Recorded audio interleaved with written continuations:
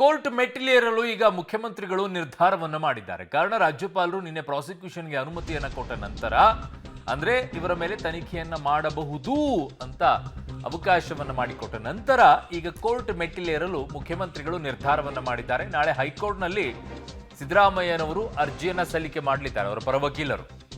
ಹಿರಿಯ ವಕೀಲರು ಜೊತೆಗೆ ನಾಳೆನೇ ವಿಚಾರಣೆಗೆ ತಗೊಳ್ಳಿ ಅಂತ ಕೇಳುವಂತ ಸಾಧ್ಯತೆಯೂ ಕೂಡ ಬಹುತೇಕ ಹೆಚ್ಚಾಗಿದೆ. ಇದು ತುಂಬಾ ಇಂಪಾರ್ಟೆಂಟ್ ಆಗಿದೆ. ಹಿರಿಯ ವಕೀಲರಾದ ಅಭಿಷೇಕ್ ಮನು ಸಿಂಘ್ವಿ, ಕಪಿಲ್ ಸಿಬ್ಬಲ್ ನಾಳೆ ಬೆಳಗ್ಗೆ ಬೆಂಗಳೂರಿಗೆ ಬರ್ತಾರೆ.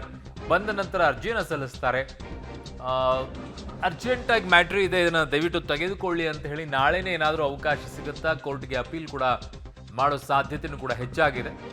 ನಾಳೆ ಹೈಕೋರ್ಟ್ನಲ್ಲಿ ಸಿಎಂ ಸಿದ್ದರಾಮಯ್ಯನವರ ಅರ್ಜಿ ಸಲ್ಲಿಕೆ ಆಗತ್ತೆ, ಕೇಳಬಹುದು, ಇದನ್ನ ಬೇಗ ತೆಗೆದುಕೊಳ್ಳಬಹುದಾ ಅಂತ ಹೇಳಿ. ಹಾಗಾಗಿ ನಾಳೆ ಸಾಧ್ಯ ಆಗುತ್ತಾ ಆಗಲ್ವಾ ಅಂತ ನೋಡೋಣ. ಸದ್ಯಕ್ಕೆ ಈಗ ಅಭಿಷೇಕ್ ಮನು ಸಿಂಘ್ವಿ ಮತ್ತೆ ಕಪಿಲ್ ಸಿಬ್ಬಲ್ ಇಬ್ಬರು ಕೂಡ ನಾಳೆ ಬೆಂಗಳೂರಿಗೆ ಆಗಮಿಸ್ತಾರೆ. ಮತ್ತೊಂದು ಸುತ್ತಿನ ಮಾತುಕತೆಯನ್ನ ಕೂಡ ಮುಖ್ಯಮಂತ್ರಿಗಳ ಜೊತೆಗೆ ಮಾತನಾಡ್ತಾರೆ. ಮಾತಾಡಿ ಆದ ನಂತರ ಹೈಕೋರ್ಟಿಗೆ ಅರ್ಜಿಯನ್ನ ಸಲ್ಲಿಕೆಯನ್ನ ಮಾಡ್ತಾರೆ.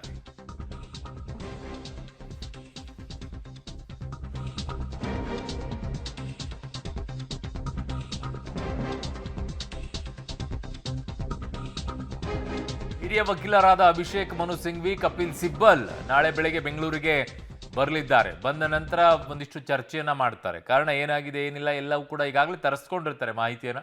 ಮತ್ತೊಂದಿಷ್ಟು ಮಾತುಕತೆಯನ್ನ ಮಾಡ್ತಾರೆ. ಅದಾದ ನಂತರ ಹೈಕೋರ್ಟಿಗೆ ಅಪೀಲ್ ಕೂಡ ಮಾಡ್ತಾರೆ.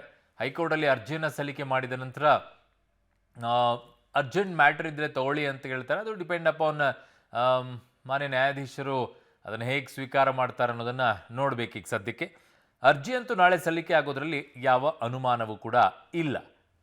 ನನ್ನ ಸಹೋದ್ಯೋಗಿ ಈಗ ಪೊಲಿಟಿಕಲ್ ಬ್ಯೂರೋಯಿಂದ ಶ್ರೀನಿವಾಸ್ ರಾವ್ ದಳವೆ ನನ್ನ ಸಂಪರ್ಕಕ್ಕೆ ಸಿಗ್ತಾ ಇದ್ರು. ಶ್ರೀನಿವಾಸ್, ಈಗ ನಾಳೆಗೆ ಅಭಿಷೇಕ್ ಮನು ಸಿಂಘ್ವಿ, ಕಪಿಲ್ ಸಿಬ್ಬಲ್ ಇಬ್ಬರೂ ಕೂಡ ಬಂದಾದ ನಂತರ ಒಂದಿಷ್ಟು ಸಭೆ ಅಂತೂ ಇದ್ದೇ ಇರುತ್ತೆ. ಏಕಾಏಕಿ ಬಂದ ತಕ್ಷಣ ಹೋಗಿ ಹೈಕೋರ್ಟಲ್ಲಿ ಅರ್ಜಿ ಸಲ್ಲಿಕೆ ಅಂತೂ ಮಾಡೋದಿಲ್ಲ. ಒಂದು ಸುದೀರ್ಘವಾಗಿ ಒಂದಿಷ್ಟು ಸುತ್ತಿನ ಮಾತುಕತೆ ಅಂತೂ ನಡೆಯುತ್ತೆ. ಇದಕ್ಕೇನಾದರೂ ಸಮಯ ನಿಗದಿಯಾಗಿದೆಯಾ? ಮತ್ತೆ ನಾಳೆನೇ ಅರ್ಜೆಂಟ್ ಮ್ಯಾಟರ್ ಇರೋದ್ರಿಂದ ಕೋರ್ಟ್ನಲ್ಲಿ ಅಪೀಲ್ ಮಾಡಿ ನಾಳೆನೇ ವಿಚಾರಣೆಗೆ ತಗೊಳ್ಳಿ ಅಂತ ಸ್ಟೇ ಕೊಡಿ ಅಂತ ಏನಾದರೂ ಹೇಳುವಂತ ಸಾಧ್ಯತೆ ಕೂಡ ಏನಾದರೂ ಇದೆಯಾ ಶ್ರೀನಿವಾಸ್? ಅರುಣ್, ಹೌದು. ಈಗಾಗಲೇ ರಾಜ್ಯ ಕಾನೂನು ತಜ್ಞರ ಜೊತೆ ಅಂದರೆ ಸಿಎಂ ಕಾನೂನು ಸಲಹೆಗಾರರಂತಹ ಪೊನ್ನಣ್ಣ ಆ್ಯಂಡ್ ಟೀಮ್ ಜೊತೆ ಸಿಎಂ ಸಿದ್ದರಾಮಯ್ಯನವರು ಸುದೀರ್ಘವಾದಂತಹ ಚರ್ಚೆಯನ್ನು ಮಾಡಿದ್ದಾರೆ. ಇನ್ನು ಅಭಿಷೇಕ್ ಮನು ಸಿಂಘ್ವಿ ಮತ್ತು ಕಪಿಲ್ ಸಿಬಾಲ್ ಅವರ ಮೂಲಕ ತಮ್ಮ ವಾದವನ್ನು ಮಂಡಿಸಲಿಕ್ಕೆ ಸಿದ್ದರಾಮಯ್ಯನವರು ಸಿದ್ಧತೆಗಳನ್ನು ಮಾಡ್ಕೊಂಡಿದ್ದಾರೆ. ಇವತ್ತು ಬರಬೇಕಾಗಿತ್ತು, ಆದರೆ ಕಾರಣಾಂತರಗಳಿಂದ ನಾಳೆ ಅಭಿಷೇಕ್ ಮನು ಸಿಂಘ್ವಿ ಮತ್ತು ಕಪಿಲ್ ಸಿಬಾಲ್ ಅವರು ಬರ್ತಾರೆ ಅನ್ನುವಂಥದ್ದು. ಬಂದ ನಂತರ ನೇರವಾಗಿ ಸಿಎಂ ಸಿದ್ದರಾಮಯ್ಯನವ್ರ ಜೊತೆ ಚರ್ಚೆಗಳನ್ನು ಮಾಡ್ತಾರೆ. ಯಾಕಂದರೆ ಕಾನೂನಾತ್ಮಕ ಹೋರಾಟಗಳು ಯಾವ ರೀತಿ ಆಗಿರಬೇಕು ಅನ್ನುವಂಥದ್ದು. ಒಂದು ಚರ್ಚೆ ಹೈಕೋರ್ಟ್ನಲ್ಲಿ ಅಪೀಲ್ ಹೋಗೋಣ ಅನ್ನುವಂಥದ್ದು, ಮತ್ತೊಂದು ಚರ್ಚೆ ಸುಪ್ರೀಂ ಕೋರ್ಟ್ನಲ್ಲಿ ಹೋಗೋಣ ಅನ್ನುವಂತಹ ಚರ್ಚೆಗಳು ಆಗ್ತಿದ್ದಾವೆ. ಹಾಗಾಗಿ ನಾಳೆ ಬೆಳಗ್ಗೆ ಅವರು ಬಂದ ಕೂಡಲೇ ನೇರವಾಗಿ ಸಿಎಂ ಸಿದ್ದರಾಮಯ್ಯನವರ ಜೊತೆ ಮಾತುಕತೆಗಳನ್ನು ಮಾಡ್ತಾರೆ, ಚರ್ಚೆಗಳನ್ನು ಮಾಡ್ತಾರೆ. ಅದಾದ ನಂತರ ವಕೀಲರು ಯಾವ ಸಲಹೆಯನ್ನು ಕೊಡ್ತಾರೋ ಆ ಒಂದು ಸಲಹೆಯನ್ನ ಸಿದ್ದರಾಮಯ್ಯನವರು ಪಾಲನೆ ಮಾಡ್ತಾರೆ. ಈಗಿರುವಂತಹ ಮಾಹಿತಿಗಳ ಪ್ರಕಾರ ಹೈಕೋರ್ಟ್ನಲ್ಲಿ ಅರ್ಜಿಯನ್ನ ದಾಖಲು ಮಾಡಲು ಸಿಎಂ ಸಿದ್ದರಾಮಯ್ಯನವರು ನಿರ್ಧಾರ ಮಾಡಿದ್ದಾರೆ ಅನ್ನುವಂಥದ್ದು. ನಾಳೆ ವಿಚಾರಣೆಗೆ ತೆಗೆದುಕೊಳ್ಬೇಕು ಅನ್ನುವಂಥ ಮನವಿಯನ್ನ ಕೋರ್ಟ್ಗೆ ವಕೀಲರು ಮಾಡ್ತಾರೆ. ಆದರೆ ಕೋರ್ಟ್ ಯಾವ ನಿರ್ಧಾರಗಳನ್ನು ತೆಗೆದುಕೊಳ್ಳುತ್ತೆ ಅನ್ನೋದನ್ನ ಕಾದು ನೋಡಬೇಕು. ಆದರೆ ಸಿಎಂ ಅವರು ಮಾತ್ರ ಕಾನೂನಾತ್ಮಕವಾಗಿ ಹೋರಾಟಕ್ಕೆ ಬೇಕಾದಂತಹ ಎಲ್ಲಾ ಸಿದ್ಧತೆಗಳನ್ನು ಮಾಡಿಕೊಂಡಿದ್ದಾರೆ. ಸೀನಿಯರ್ ವಕೀಲರು ಸುಪ್ರೀಂ ಕೋರ್ಟ್ನಲ್ಲಿ ಅಭಿಷೇಕ್ ಮನು ಸಿಂಘ್ವಿ ಮತ್ತೆ ಕಪಿಲ್ ಸಿಬಾಲ್ ಅವರು ಅವರ ಮೂಲಕ ರಾಜ್ಯಪಾಲರು ಏನು ಪ್ರಾಸಿಕ್ಯೂಷನ್ಗೆ ಅನುಮತಿಯನ್ನು ಕೊಟ್ಟಿದ್ದಾರೆ ಆ ಕೇಸ್ನ ವಿರುದ್ಧ ಹೋರಾಟ ಮಾಡಲಿಕ್ಕೆ ಸಿದ್ಧತೆಗಳನ್ನು ಮಾಡಿಕೊಂಡಿರುವಂತದ್ದು. ಅರುಣ್, ಓಕೆ, ಹಾಗೆ ಸಂಪರ್ಕದಲ್ಲಿ ಶ್ರೀನಿವಾಸ್, ವಾಪಸ್ ಬರ್ತೀನಿ ನಿಮ್ಮ ಹತ್ರ.